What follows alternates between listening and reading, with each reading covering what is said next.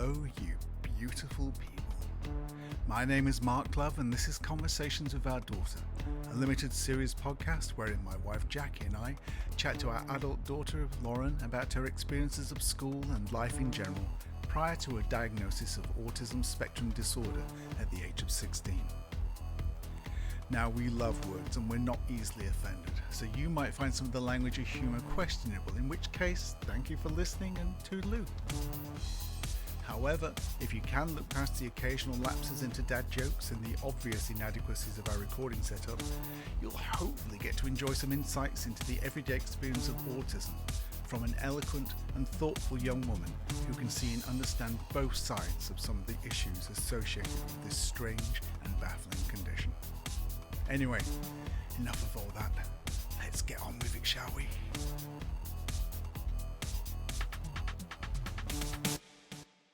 Okay, right, so we're here today to talk about some of your school experiences.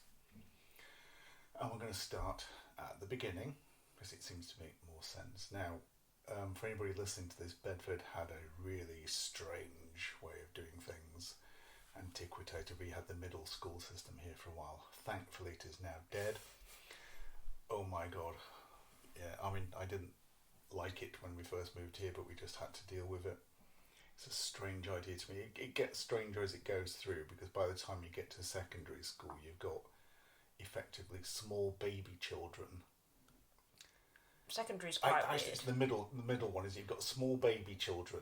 Yeah, so in the same proximity as kind of rank, nasty, horrible, spiteful teenagers. It's probably from about 10 to 13, something like that. Yeah.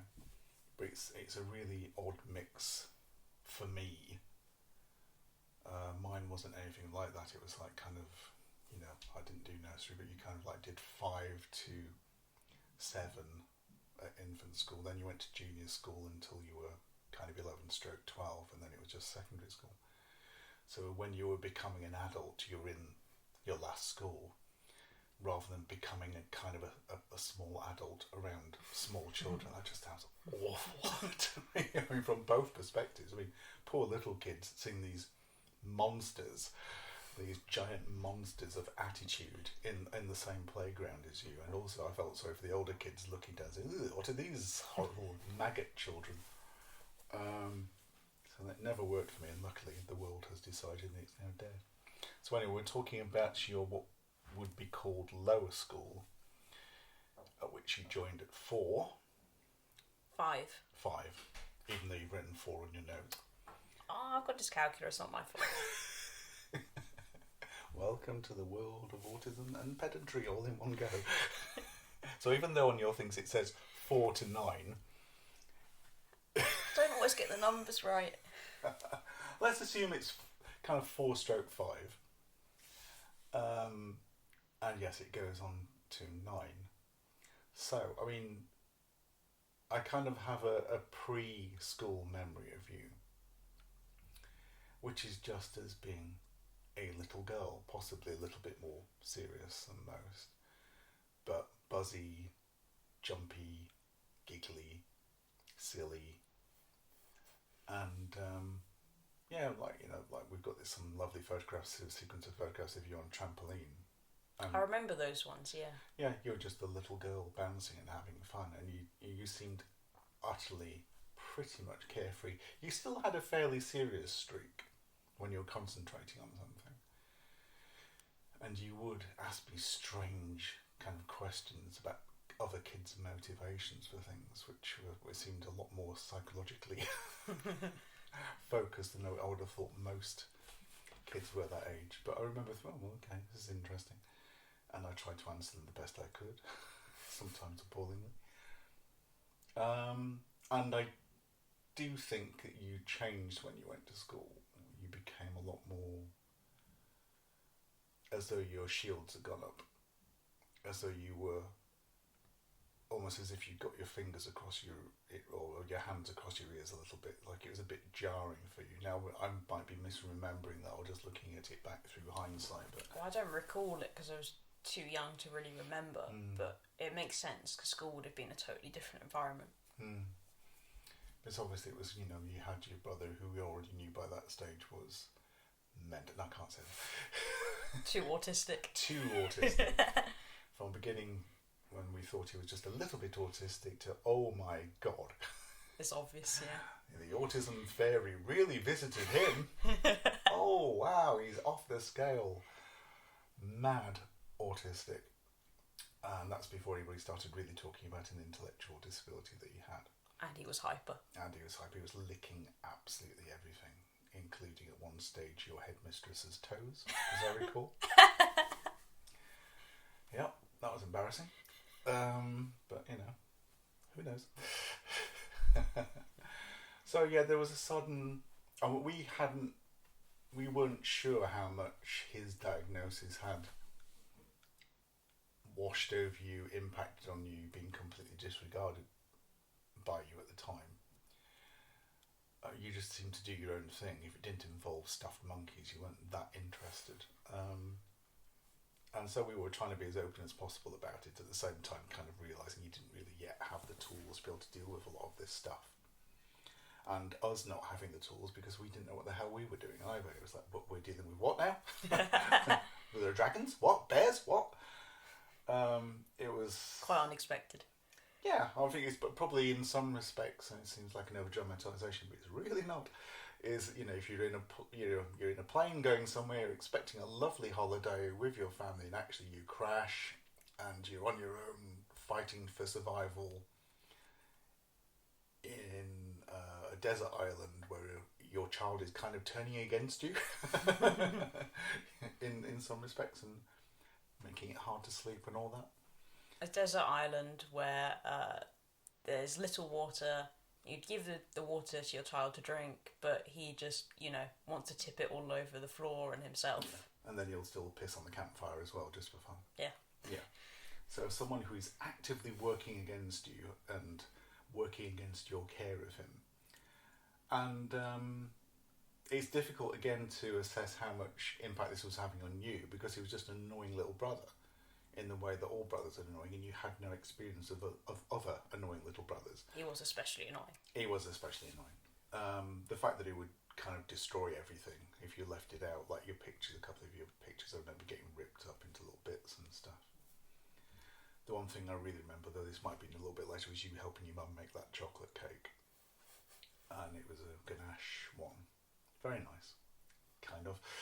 It started off as being a very, very nice ganache cake, and then you made the mistake of leaving it out, and we didn't notice that Zach had snuck into the kitchen, and then we were trying to basically wash it off the ceiling for the rest of the day, and all the other bits behind the fridge and all the other places he'd managed to throw it. He had decorated with ganache. He had decorated with ganache with panache. Yeah, it was grotesque and horrible, and you were very annoyed and very quite upset, and understandably. And at the same time, we were, oh my God, so because it's a lot of work to have to deal with clearing all that. Absolutely no memory of this. No, and then as we always say, 2 or 3 weeks later, it's hysterical when you think back to it, but it's horrible at the actual time. And there were lots of little things like this, like, are you hungry? Great, well, I've got some soup on the thing. Oh, the soup's been full of small reading books. And cars. Oh, and dinosaurs. Obviously, Zachary didn't think it tasted very nicely. He put lots of toys into it. And there were a lot of scrabbled. It's going to have to be pesto pasta again, darling. That's the only thing I can do this quickly. So there were lots of additional things. Again, all funny after about 2 weeks. And, you know, he was not in control of his bodily functions at all, was he? No. So weird things could happen at weird times, and and you were kind of thinking, well, this is just normal, isn't it? And at the same time, because you were starting to see other kids, actually, this doesn't feel that normal. I don't think any of the other kids are having to deal with all this kind of stuff. So by the time you got to school, I suppose we were hoping it was going to be a nice, mellow, calm environment for you. But then we'd forgotten that boys exist. And they're horrible. And they're horrible. And we'd forgotten that girls become horrible. and also that effectively other adults would be more or less speaking a different language to you, because she got so used to the way the family talked and the way the family was that when people were asking you things, you sometimes just didn't quite understand, which made them think you were thick. I knew I was thought was thick for a while, but it hadn't really occurred to me. I didn't understand what other adults were trying to tell me to do. No, I mean, instructions can still be a little bit hit and miss now. I mean, if I was to say, can you go upstairs, get me a pair of socks? Oh, and a pair of pants for the boy. You'd probably come down with the pants, but you would have already instantly forgotten about the socks. And you wouldn't have gone upstairs. You'd have just gone out into the garden and got the ones off the washing line or something. And that's, okay, we just get used to that. But, at the time, we didn't know any of this. Again, we would begin to think, oh, she's just thick. Just thick. I mean, bless her, she's very pretty and everything like that, but she's a bit stupid. No, but I mean, we didn't think that. Obviously, we did think you were a bright little button because you talked very early. You were asking some very, very interesting questions. But there's a strange thing that happened at school. You seemed to suddenly, for want of a better expression, go into a bit of a shell. And, from our perspective, it was kind of, is she shy? That's the first word we ended up using. It's kind of interesting because I didn't necessarily know the chronology. So I only know from what I remember and from school reports and also my memories of school. So I just assumed I was always like that. No, you'd been very, very bold before. So the first time I noticed some kind of reticence from you was when we went to a play part once. It was very boy heavy that day. And they were just steamrolling over each other and not taking turns and generally being twats. And their parents, who were exhausted from having twats for children, were just catatonic on the benches going, oh, I don't care what they're doing, just don't do it to me. Do it to someone else. And so, there was no, the parental kind of camaraderie given up by that stage. It's like everybody for themselves. If my kid's doing something to your kid but they're not bothering me, I don't care. And I remember you just observing these errant, strange behaviours, and then you're very confused by it, and you kind of wanted to take your turn. You did take your turn, but it made you hesitant in a way that you'd never been before. And it's kind of like a macrocosm how they talk about girls being at school. Am I even microcosm? But it was that, you can see how girls sometimes get overpowered by this, because it's kind of weird behaviour they don't necessarily want to do. It's very showy, it's very shouldery, and I think it's boys in groups. Yeah, they do. Individual boys, fine. Yeah, and you clearly really didn't understand it and didn't like it. But at the same time, you were fascinated by it, and then you started playing with your monkeys like that. They became boisterous, and you were actually kind of entertaining from a distance. And they were predominantly boys, my monkeys. Yeah. So from our perspective, we saw probably what are just the normal kind of changes in you. That kind of gone from confident, I'm in charge of my universe, everybody adores me, to there are boys in the world and my God, they're fucked up. So I have to keep my distance from these absolute arseholes. But then I don't really get the girls either. And we put that down to not having a sister. in some respects, you were kind of learning how to speak other girl. And they were not as interested in the same things as you do. But, that was our external thing, not knowing anything about Asperger's or anything at the time. But I mean, how did you feel when you first went? I don't remember You don't remember the first one? I remember wearing my school uniform, and I was really proud of it. And then I got a uniform, and I had a red jumper, which I liked a lot. And I remember Mum taking photos of me in front of the front door, and that is all I remember. I can't remember the chronology for us, because I lost my work sometime around then. Was Mum taking you to school then? Or was I taking you to school? I don't know. Maybe I took over pretty much full time fairly soon, early. I remember Livingston, the school you went to, a lot. I don't know. Maybe she just chose to because it was my first day. Maybe, yeah. She wanted to look like she was interested. Not look like a neglectful mother. Exactly, yeah. We all know the truth. So, how... I mean, you've gone from being kind of on your own because your brother was young anyway, and it wasn't really interacting except casual kind of play things. So then suddenly you're surrounded by lots and lots of kids your own age, and also the adults there trying to keep some sense of order. Oh, and educate you. How did you find that? I think it was very different interacting with other children, but the interactions I remember with the other kids was mostly through playing rather than through being in the classrooms. I don't remember interacting with people that much in the classrooms. I think I was just in my own world. But playing with other kids, I think the boys were all really boisterous, play fighting, quite physical, and I didn't really get that because it's not that me and Zach didn't play rough sometimes, we did, but I only had one brother, so I'd not really seen what that was like when there were multiple boys. And then with the girls, they played in quite a structured way, but even if you were playing something that was totally imaginary with characters, the alpha girl always basically had final sign off on all of the decisions, even though they were imaginary, not physical things you were playing with some of the time, even if you just played families. And if she didn't like a decision that you'd made, she'd be like, no, we're not doing that. So that was quite strange. That asserts itself quite quickly.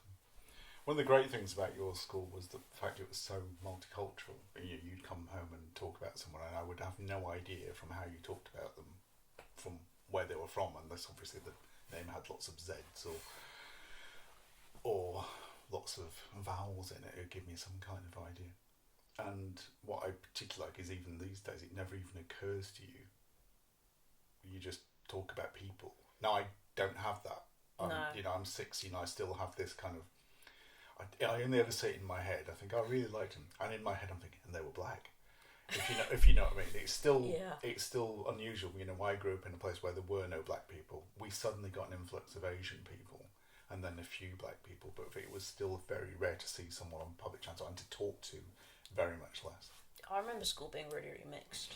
Incredibly so when I think about your class. Yeah. People from all over. Whereas then you had, I think it just depends like what you're around and what schools you go to.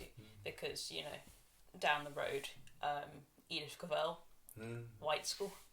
Very much Pretty so. much. But then that's white. where you got the other part of the world, wasn't it? There were Americans, Canadians. Yeah.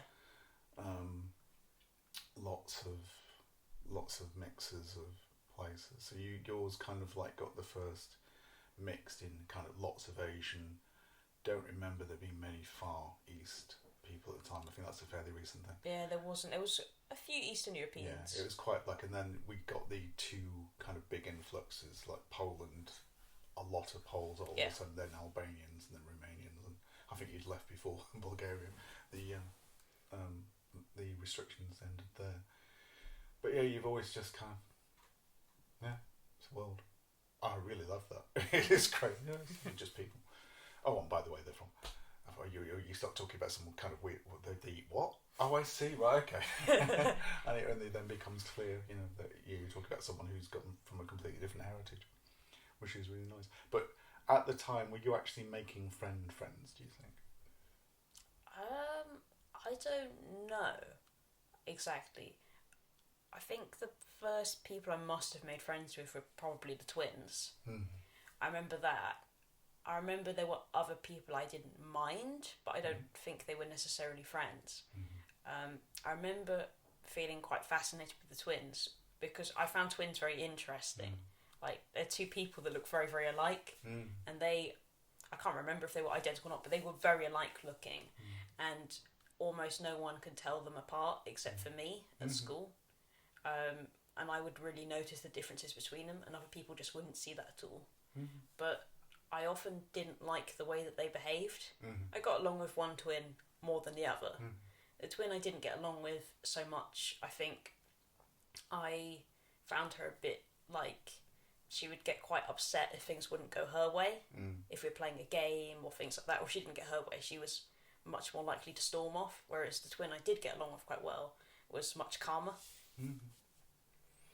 It's interesting because I think Mum and I at the time were just expecting things to go the normal things. We thought there'd be people you really got on with and they became your best friend, and it would, let's call them Jill. I know it's a very old-fashioned name these days, but it would be just, oh yes, Lauren and Jill want to do this. Jill's coming around, she's staying over the weekend. Okay, hello Jill. And then Lauren's going over to Jill. We just expected it to be that kind of thing because that's what everybody else was doing. And it was kind of like we were both kind of like remarked on it. So she hasn't found the friend yet. That the twins were fulfilling some of that. I didn't 100% like them. Well, no, this is the other thing. It's like when you were at school or when you went over to them or when they came over here, there was quite a lot of discussion about them. But what was noticeable is that when they weren't here, you didn't seem to miss them, if you know what I mean. And a lot of friendships early on are a bit more like that. I think... It's like you weren't phoning them, you weren't arranging to meet them separately or something. It was like, oh, that's great when I'm doing that, but I don't want to do that all the time. No, I think they were much more of a social experiment for me. I kind of agree. I think you were very interested in like kind of their similarities and their differences and all those things. And I remember like vague. I'm not great at remembering names, as you know, but I do remember there being names of people who'd crop up. But they were always kind of observations or something had happened that day or something, and so they were kind of peripheral acquaintances, colleagues almost. It's almost like you treated them like colleagues. So sometimes you were baffled by your colleagues' behaviour. Well, they did something really strange at school that made the teacher cross at them. Why would a colleague do that? You had a very kind of an overlay of quite adult analysis of behaviours and stuff. But yes, we kind of by this stage were thinking, okay, we just expected this to do its own thing, and then we tried a little bit to push you in directions towards people because we liked the mums or whatever. Generally because we liked the mums. And we thought, oh, the kid will be fine, it's fine. But it didn't always work because their kids were very different. And you could spend time in their company, and then there's another family around us who weren't school attendees, they were homeschooled. And you spent quite a bit of time there, and that almost felt like a lot of the time that was a little bit researchy as well. It was they're a fairly big family, a very tight family. I found them to be quite welcoming, and I found them surprising because I was friendly with another big family as well. Yes, that's but right. With this particular family, although there were 4 kids, they were all quite well behaved. They did get up to things, but they weren't like that boisterous, like collectively. And they were a lot more, I think, just open to different people. And I think because maybe they didn't go to mainstream school and they were homeschooled, they were just used to things being a bit different and atypical. Was it really important to you at school, the whole behaviour thing? I think so. I think I was probably seeing for the first time a lot of behaviours that I'd not encountered before. But it's hard to sort of know, because I'm sure there were other kids who were very different to me who probably went to school and thought, oh my god, there's these people behaving really weirdly. We behave like this at home, me and my siblings. But I think it's not like I really had discussions about behaviour with my brother because of his needs. Whereas if you think quite a lot of the time with a sibling, they might play together, whereas we didn't have that so much. And you might learn with your sibling, if you're play fighting and then one of you takes it too far, then the parent comes in and they sort of explain why you can't do that. That sibling says sorry to the other one. We never really did that. No, it's true. Because he didn't care. I mean, I think Mum tried it. But say sorry was just him smiling of, oh look, I got away with it. Yeah, there was a lot of that, yeah. Well, it was interesting. One thing I really remember from that time is that you always seemed to be telling us that you were sat on a table on your own, and then someone will get moved to sit next to you. Usually someone who'd just been climbing upside down from the light fittings and defecating into their own hands.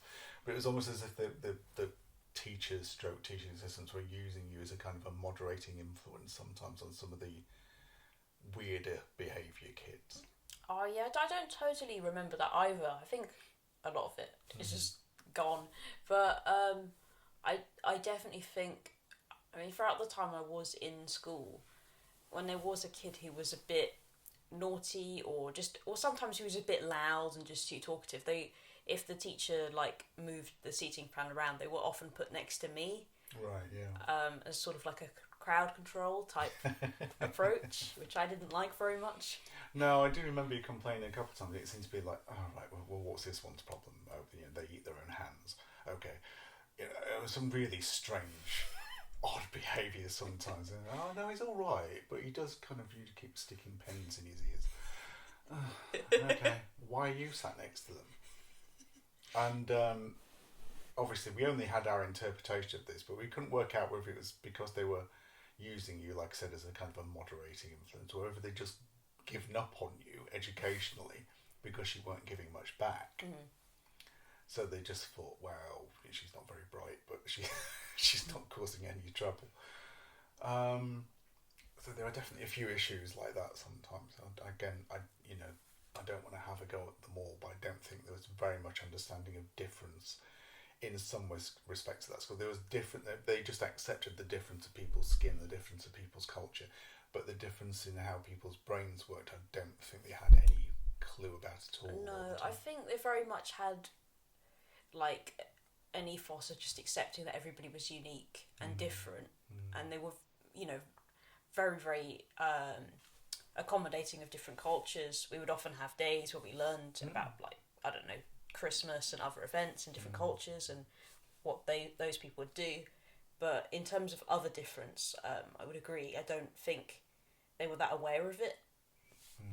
I mean, from being like the most vocal person I think I'd ever met, really, when you like at 18 months, you'd gone to being someone who really wasn't getting on with reading very much. A catastrophic kind of approach to numbers. Still is. Yeah, a general interest in things that were geography-based, kind of history-based, and psychological thing which you were educating yourself with. No one teaches psychology to 4 or 5-year-olds. But it seemed to be like a lot of the stuff, I wasn't entirely convinced that the TAs, the teaching assistants, actually knew much better than you did with some of the maths or some of the English. Certainly some of them couldn't spell. Certainly some of them had got some of their education through not very good sources sometimes. And by the time you got to leaving there, we'd gone past kind of worrying about it, because it just clearly was you weren't getting on with it and you were underachieving. Kind of. You seemed bright as a button at home, but when you're at school, just when you weren't causing any trouble, but at the same time you weren't flying like we'd expected you to be. I think they were quite perplexed, a lot of the teachers, about that. They couldn't really understand how someone could have such a good vocabulary but like be reluctant to read or really struggle with writing. Yeah, and they knew that me and your mum were super geniuses of the highest order, and they're thinking, how on earth have those two super geniuses pushed out someone quite as stupid as this? Yeah. But no, it was slightly baffling. We had to kind of recalibrate. Yeah. Maybe we were expecting. I mean, we were getting you to do whatever homework they gave you, but we weren't pushing you to excel because it didn't feel like it was going to happen. No, if you remember, I think that's why they brought the educational psychologist in to talk to me and some other kids. Yeah. I think they had leftover funding, so we're like, the underachievers are going to talk to the educational psychologist. And this is a very good segue, isn't it? It's the educational psychologist. I mean, when someone first tells you that we're bringing in an educational psychologist, as a parent you go, oh, what?